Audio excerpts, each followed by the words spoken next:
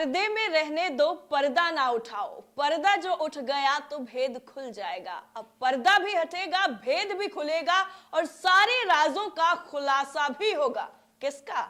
अरे बड़के वाले नेता साहब की सरकार का। नहीं समझे तो सुनिए। मोदी सरकार ने एक फैसला लिया था राकेश अस्थाना को रिटायरमेंट के 4 दिन पहले दिल्ली का पुलिस कमिश्नर बनाने का, और फाइल हो गई बंद।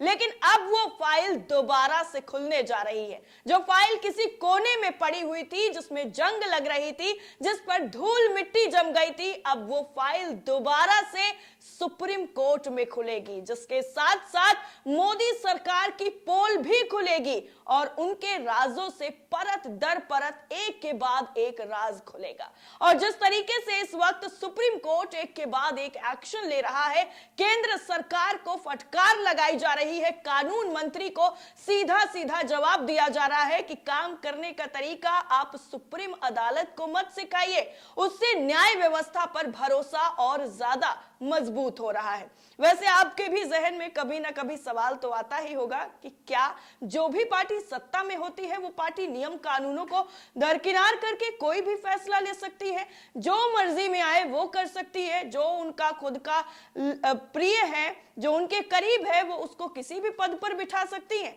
क्या उस पार्टी को कानूनों का, नियमों का कोई भी डर नहीं होता है कि जब इसकी जांच होगी, फाइलें खुलेंगी, पन्ने पलटे जाएंगे तो आखिर उनका क्या होगा? तो इसका जवाब भी आपको इस खबर में मिल जाएगा कि झूठ के पांव कितने भी मजबूत क्यों ना हो, पर वो सच के सामने टिक नहीं पाते हैं। दरअसल आपको बता दें कि मोदी सरकार के लिए एक और जो नई मुसीबत आन पड़ी है वो ये है कि अब इस मुश्किल से बचना और इसका रास्ता ढूंढना मोदी सरकार के लिए काफी मुश्किल नजर आ रहा है। वैसे आपको बता दें कि जजों की नियुक्तियों को लेकर जिस तरीके से विवाद चल रहा है, उसके बीच में ही सुप्रीम कोर्ट ने एक और फैसले से केंद्र सरकार को चौंका दिया है और पूरी तरीके से उनको असहजता में डाल दिया है। शीर्ष अदालत ने उस फैसले को रिव्यू करने का निर्णय ले लिया है, जिसके तहत राकेश अस्थाना को दिल्ली का पुलिस कमिश्नर नियुक्त किया था। हालांकि दिल्ली हाईकोर्ट पहले ही ऐसी एक याचिका यानी प्ली को खारिज कर चुका है, लेकिन सुप्रीम कोर्ट याचिका पर नए सिरे से सुनवाई करने पर रजामंदी जता चुका है, जिसके बाद मोदी सरकार की नींद उड़ गई है। और नींद भैया क्यों भी ना उड़े, क्योंकि जिस तरीके से 4 दिन रिटायरमेंट के बाकी रह जाते हैं और राकेश अस्थाना को दिल्ली का पुलिस कमिश्नर बना दिया जाता है, तो उसमें किस तरह से नियमों को दरकिनार किया गया, अगर वो सही था या गलत था, तो उसके लिए असहज होना भी जरूरी है। दरअसल राकेश अस्थाना को दिल्ली का पुलिस कमिश्नर उस वक्त बनाया गया था जब उनकी रिटायरमेंट में महज चंद दिनों का फासला रह गया था। उसके बाद गृह मंत्रालय ने उन्हें 1 साल का एक्सटेंशन भी दे दिया। राकेश फिलहाल अब रिटायर हो चुके हैं, लेकिन सुप्रीम कोर्ट रिटायरमेंट के बाद भी उनकी नियुक्ति को लेकर अपनाई गई प्रक्रिया पर गौर फरमाने को रजामंदी दे चुका है, राजी हो गया है। राकेश अस्थाना के साथ साथ मोदी सरकार के लिए भी यह फैसला परेशानी में जरूर डालने वाला है। जस्टिस DY चंद्रचूड़ और PS नरसिम्हा ने उनके केस को फिर से सुनने के लिए हामी भर दी है और अपनी जो स्वीकृति है वो दे दी है।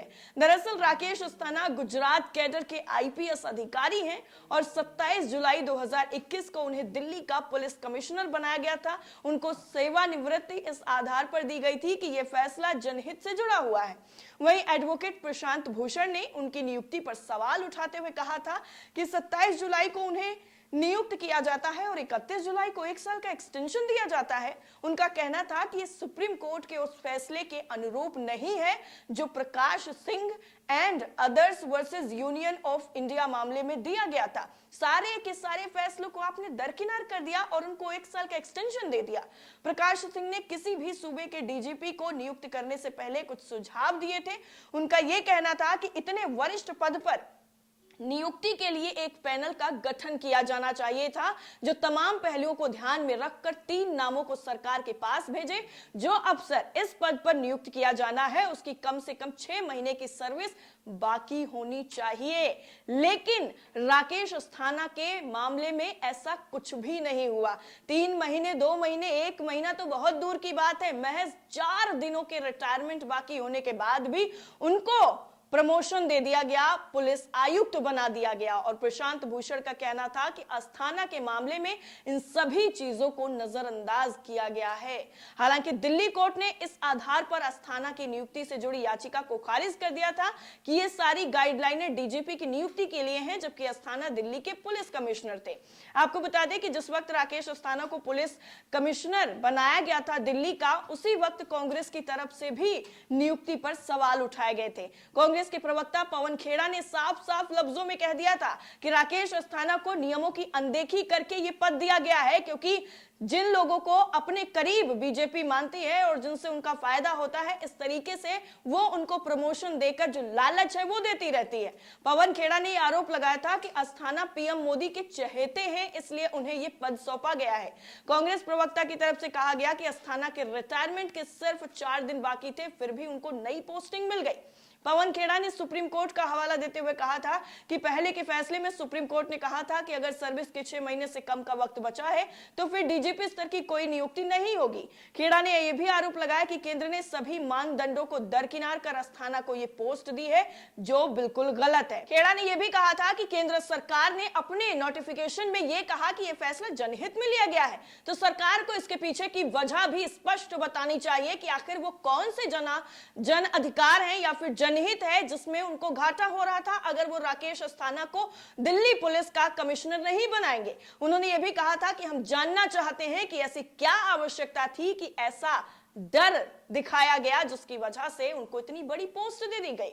वहीं दूसरी तरफ आपको बता दें कि 2021 में ही ये पूरा मामला जो है वो दिल्ली हाई कोर्ट के बाद सीधा सुप्रीम कोर्ट में पहुंचा था और उस वक्त भी मामला जो है वो सबसे ज्यादा हाईलाइटेड था। Centre for public interest litigation ने राकेश अस्थाना की नियुक्ति को चुनौती देते हुए सुप्रीम कोर्ट में याचिका दायर की थी।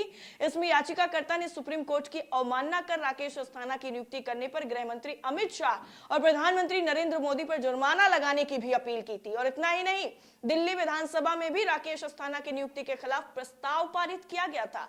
सुप्रीम कोर्ट की तरफ से 2018 में जो है मामला प्रकाश सिंह का जो मामला था उसमें एक फैसला सुनाया गया था और इसके तहत ही सेवानिवृत्ति में जिस तरीके से जो भी मानदंड बताए गए थे, जो भी वक्त बताया गया था, वो सारे के सारे वक्त को इसमें दरकिनार किया गया था, जिसके बाद ये सारी अनदेखी सोशल मीडिया से लेकर के विपक्ष ने सबने पुरजोर तरीके से उठाई थी। और इसी फैसले का हवाला देकर सुप्रीम कोर्ट में उनके खिलाफ पहले भी याचिकाएं जो है वो दायर हो चुकी हैं, लेकिन वो सब सारी चीजें थी वो पुरानी थी। अब इस पूरे मामले को नए सिरे से सुप्रीम कोर्ट में सीजेआई यानी डीवाई चंद्रचूड़ के साथ साथ नरसिम्हा जो जस्टिस हैं उनकी तरफ से सुना जाएगा। और इसमें मोदी सरकार अगर सही है तो ठीक है, लेकिन अगर गलत है, जिस तरीके से डर जग जाहिर हो रहा है, अगर इसमें गलत है तो ये मोदी सरकार के लिए मुश्किलों से भरा हुआ एक कदम होगा जो उनकी तरफ से 2021 में उठाया गया था, जिसका खामियाजा अब 2022 में उन्हें